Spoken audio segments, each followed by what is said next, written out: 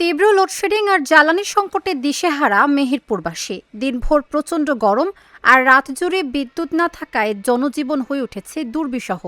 লোডশেডিংয়ে জাতাকলে পড়ে অনেকেরই রাতের ঘুম হারাম হচ্ছে।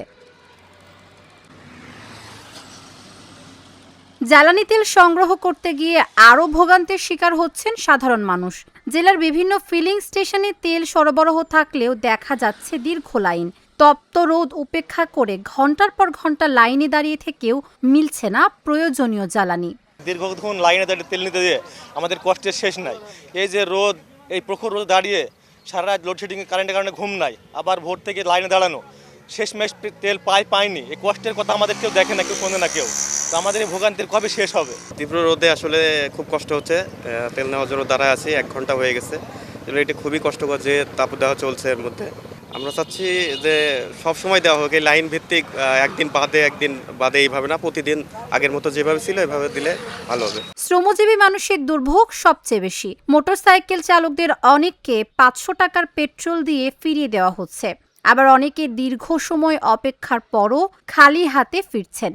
তেলের দাম বাড়লেও চাহিদার তুলনায় সরবরাহ কম থাকায় তৈরি হয়েছে চরম অসন্তোষ।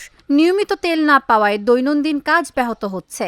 দ্রুত স্বাভাবিক সরবরাহ নিশ্চিত করার দাবি ভুক্তভোগীদের। আমরা এখানে 1 ঘন্টা ধরে লাইনে দাঁড়ায় আছি। যে রোদে তো দাঁড়ানোর কোনো এই নাই। তার মধ্যে থেকে অনেক ইয়ের পরে অন্য জায়গায় তেল দিচ্ছেন, এখানে আসি আমরা দাঁড়িয়ে। এখন এই সমস্যা কিন্তু তেল কতদিন নিব আমরা?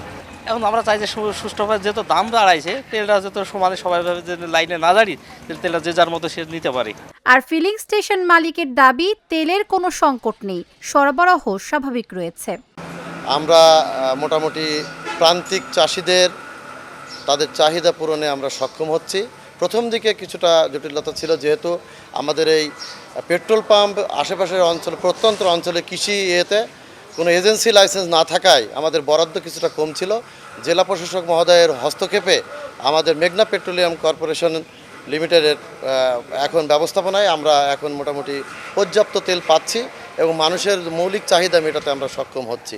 আপাতত কোনো জ্বালানি সংকট নাই।